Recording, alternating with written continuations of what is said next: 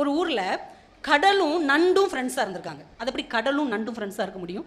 கதையில் எல்லாமே சாத்தியம்தான், நட்பில் எல்லாமே சாத்தியம்தான். 2 பேரும் ஃப்ரெண்ட்ஸாக இருக்கிறாங்க. இந்த நண்டு என்ன செய்யும், டெய்லி சாயந்தரம் கடற்கரைக்கு வந்து அந்த கடல்கிட்ட பேசிக்கிட்டு இருக்கோம். ஜெயிலர் படம் பார்த்தேன், நல்லா தான் இருந்தது. அடுத்து லியோ படம் எப்போ வரும்னு தெரியல. அது வந்ததுக்கப்புறம் பார்த்துட்டு வந்து உனக்கு கதை சொல்கிறேன். பொன்னியின் செல்வன் பரவாயில்ல, பார்ட் 1 நல்லா இருந்தது, பார்ட் 2 வந்து கொஞ்சம் சுமாராக தான் இருந்தது.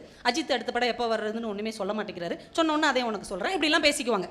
கடல் அலையும் அப்படியான்னு தலையசிச்சு கேட்டுக்கிறோம். அப்புறம் அந்த நண்டு நடந்து போகும் பார்த்தீங்களா, அப்போ அந்த சுவடு அந்த கடற்கரையில் பதியும். இந்த நண்டு அப்படியே ஒரு கெத்தாக பார்க்கும், நம்ம சுவடு எவ்வளோ அழகாக இருக்குன்னு. திரும்பி பார்க்க தான் செய்யுமா, இந்த கடல் அலை உடனே ஓடி வந்து அதை அழிச்சிருமா.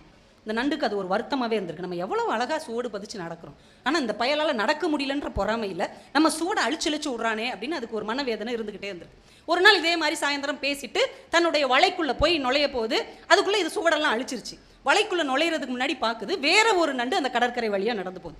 சரி, நம்ம சுவடைத்தான் இவன் அழிக்கிறானா, வேற நண்டு நடந்தாலும் இப்படி செய்கிறானான்னு பார்ப்போன்னு இது நின்று பார்த்துக்கிட்டே இருக்குது. அந்த வேற நண்டு இங்கேருந்து நடந்து அங்கே வரைக்கும் போகுது. இந்த கடல் அலை அழிக்கவே இல்லை. அப்போ இந்த நண்டு புரிஞ்சுக்கிச்சு, நம்ம மேலே இவனுக்கு ஏதோ பொறாமை, வைத்தறிச்சல். அதனால தான் நம்ம நடந்த உடனே அழிச்சிடறான். வேற நண்டு நடக்கும் போது இவன் அழிக்க மாட்டான்ல அப்படின்னு கோவமாக பார்த்துக்கிட்டு இருக்கும் போதே அந்த நண்டு இன்னொரு வலைக்குள்ளே போய் புகுந்துருது. அடுத்த செகண்ட் ஒரு நரி அந்த வழியாக வருது.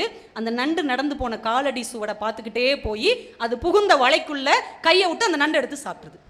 இப்போதான் இந்த நண்டுக்கு புரியுது, தன்னுடைய நண்பன் தன் சுவடுகளை அழிக்கவில்லை, தன் உயிரை காப்பாற்றி இருக்கிறான் என்பது அதுக்கு புரியுது.